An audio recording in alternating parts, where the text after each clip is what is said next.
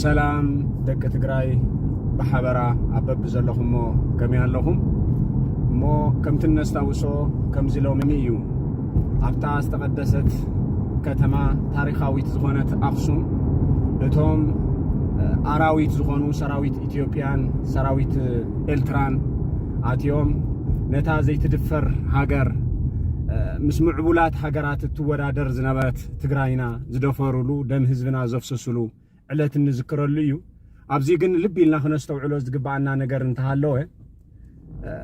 እቲ ሓወልታ እቲ ታሪኻ ጥራሕ እንከይኮነ በሪሱ ዘሎስ እቲ ቀንዲ ናይ ቦታትና ከይነልዕል ናህና እውን ኣተሓሳስባና ንድሕሪት ስለዝተመልሰ ስለዝዓነወ እዩ እሞ በዚ ነገራት እዚ ተረዲእና ካብ ደጊም ናብ ልዕልናና ክንምለስ ኣተሓሳስባና ናፍቲ ዝነበረ ናይ ወለድና ክንመልሶ ከም ዝግባእ ኢና ኣብዚ መፂና ዘሎ ንርድኦ ሕድሪ ሰማዕታት ናይ ንዕብርን ክንብል ከለና እውን እሱ እዩ እሞ ካብ ደጊም ናፍቲ ልዕልናና ዝነበረ ኣተሓሳስባና ክንምለስ ዝተፈላለዩ ስራሕትታት እንዳቕረበ ዘሎ ጥበብ ይብራህ እውን ነዚ እዩ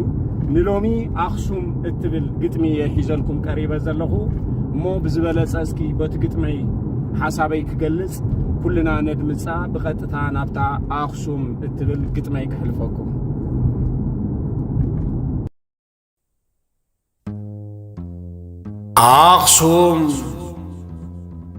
ኣክሱም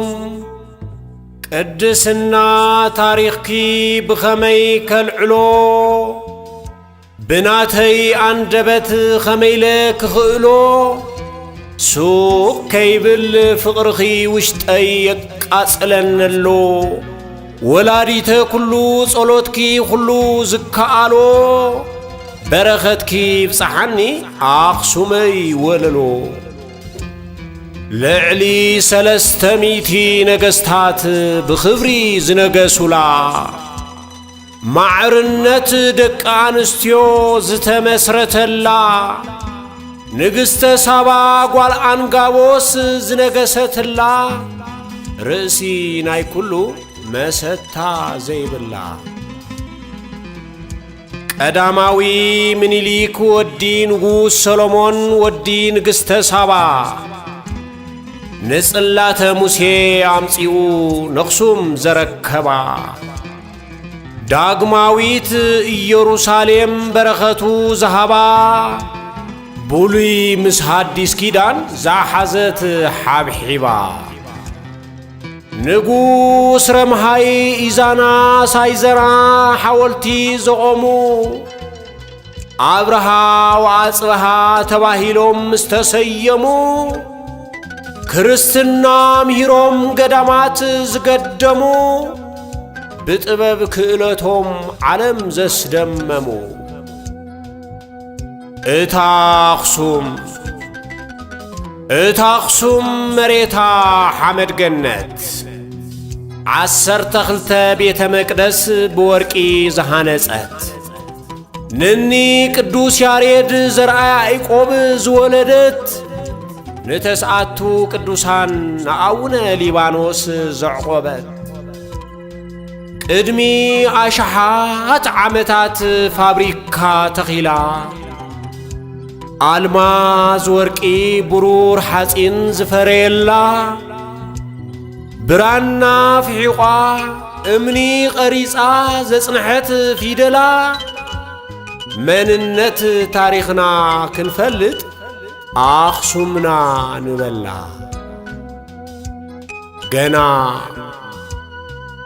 ገና ኣበይ ረኺብናዮ ትውሽጢ ሚስጥራ በቲ ናይ ደጋ ደገ እዩ ታሪኽ ዝንገራ ውሽጢ እንተ ትርአ ተፋሒራ ኣሽምባያ ንትግራይ መማሓደራ ግን ጊዜ የለዎ ንኹሉ ክጋሃድ እዩ ጻዕራ መምህር ናይ ኩሉ ፊደላት ዘቁጸርኪ ቁጽሪ ግእዝ ውርድ ንባብ ዝመሃዝኪ ግእዝ እዝሊ አራራይ ዜማታት ዘበርከትኪ ወላዲት ናይ ኩሉ ንግሥቲ ዓለም እዩ ሽምኪ ኣኽሱመይ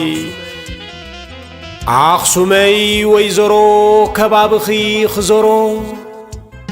ዝዓንደር ኩሉ መንደረይ ሎሚ ክዝክሮ ናብ መኬደ እግዚእ ወፂኤ ማይ ኩሖ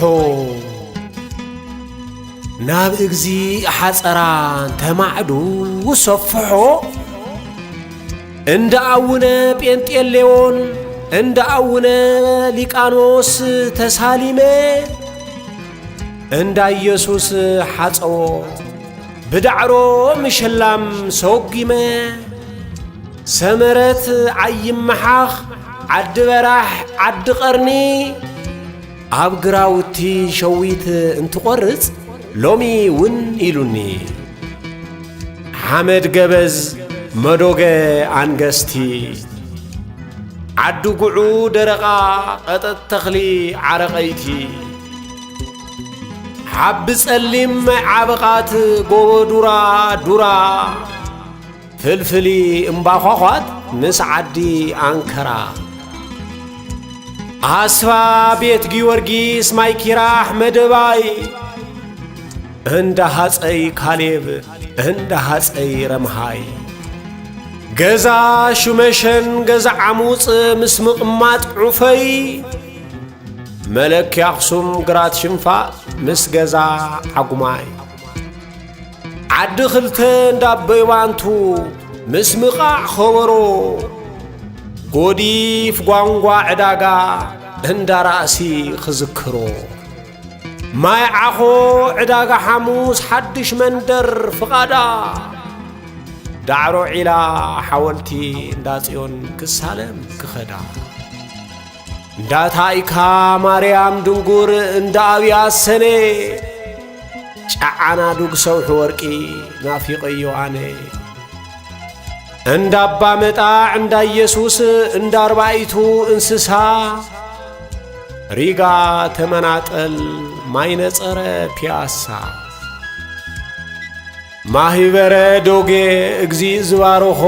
ወሪዱ ካብ ሰማይ ናዕዴር ዓዴት ጭላ ምስ ውቕሮ ማራይ ሰግላሜን ነዊሕ ዝባን ዓዲ አንከሬ ሸሕታምቡኽ ዓዲ ገርጠቲ ምስ ጉሬ ማይስዬ ዓዲ ዛና ዓዲ ሓለቐ ደምበላቢላ ምላጣ ዓዲ ጸሓፊ ኣኽሱመይቲ ክብላ ኮዋኒት ማይርባ ምስታለምለም ጎሎ ንገዳም ደብረ በንኮል እሰግድ ለከ ክብሎ ተወሊደ ብሕፃንነት ዕድመይ ዝዓበኹላ ሽገይ ወሊዐ ሆየ ሆየ ዝበልኩላ ዓይንዋሪ ከይትስበሪ ኣዋልድ እንትብላ ኳሊንኳላ ተሓንኳላ እንክና ንበላ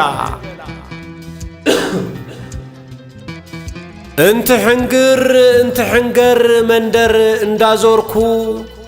መጸና መጸና ወደልቅጫ ሃባና እንዳበልኩ ሕዮ ሕዮ እንዳበልና ሙታን እንትንዝክር ብቆሎ ጥጦ ጁባና እንትንድክር ስለ ባጋብ እንዳበልና እንትንዝክሮም ነቦ አቲናዶ አይአተናን እንትንጻወት ዲቦ ታእምባይ መኒወርሳ እንትንጻወት ቃርሳ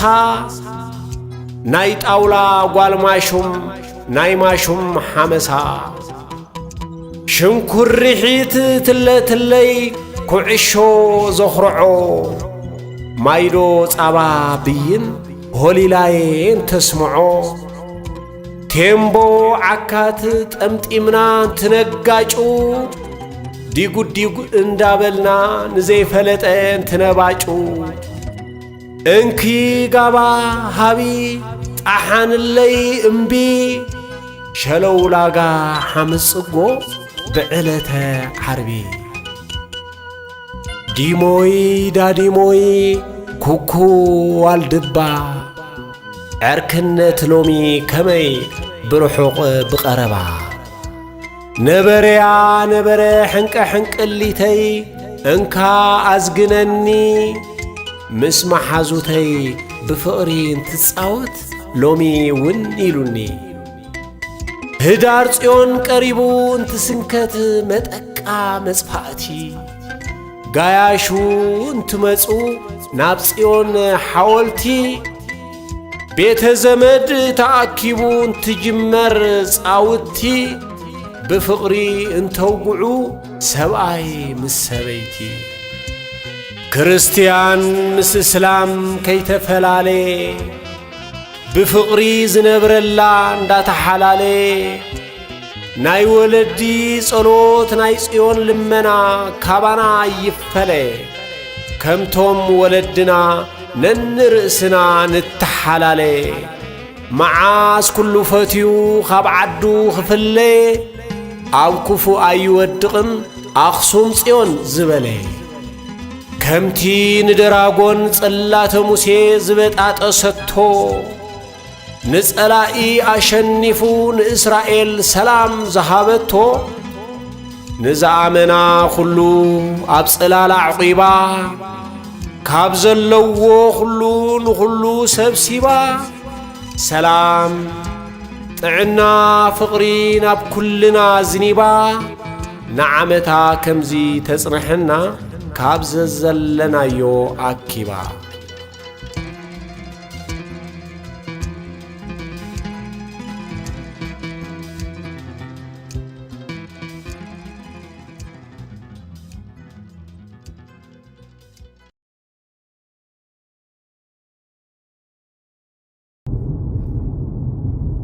ጥበብ ይብራህ እዚኦምን ካልኦቶምን ዝተፈላለዩ ዓይነት መልክዑ ብጥበብ ብትምህርቲ ዝተፈላለዩ ብግጥምታት ብመዝሙራት እቲ ታሪኽናን እቲ ባህልናን እቲ ሃይማኖትናን ናብ ንውሩ ንምምላስ እጃሙ እንዳወፈየ ዝርከብ ሚድያ እዩ ስለዚ ኩላትና ተጋሩ ኣብ ሚድያታትና ንዕሰል እቶም ኣቦታትና ታሪኽ ዝፈጸምዎ ናታቶም ደቆም ኢና ንሕና እውን እቲ ዕጽምትና ዕጽምቶም እቲ ደምና ደሞም እዩ ትንሳቶም ታሪኽ ዝሰርሕዎ ንሕና ዘይንሰርሐሉ ገለ ምኽንያት እንኳን ኣይክህሉን እዩ እቲ ዋና ዓርስና ኣልዒልና ዳግም ናብዚ ከይንምለስ ተቐጻላይ ወለዶ እውን ብሩህ ዝኾነ ተስፋ ሒዙ ክኸይድ በዞም ከምንዚኦም ዝኣመሰሉ ብታሪኽናን ብባህልናን ብሃይማኖትናን ዝቐኑ ዳግም ከምዚ ዓይነት ከይፍጸመና ንንቃሕ ታሪኽና ንፍለጥ ሃይማኖትና ንፍለጥ ዝብል እዩ እሞ ብኻልኦት ስራሕትታት እውን ኣብ ጥበብ ይብራህ ኣቲና ኣብቲ ዩቱብ ንርኣይ ዝተፈላለዩ ዓይነት ትምህርትታት ክንረኽበሉ ኢና ብዝተረፈ ኣብ ቀጻላይ ዓመት ድማ ኣብታ ሃገርና ሃገረ ትግራይ ኣብታ ናይ ጽዮን ከተማ ዝኾነት ኣኽሱም ጽዮን ኮይና ምስ ህዝብና ኮይና ህዳር ጽዮን እነብዕለሉ ግዜን እዋንን የምጻልና የቕንየለይ ክብረት ይሃበለይ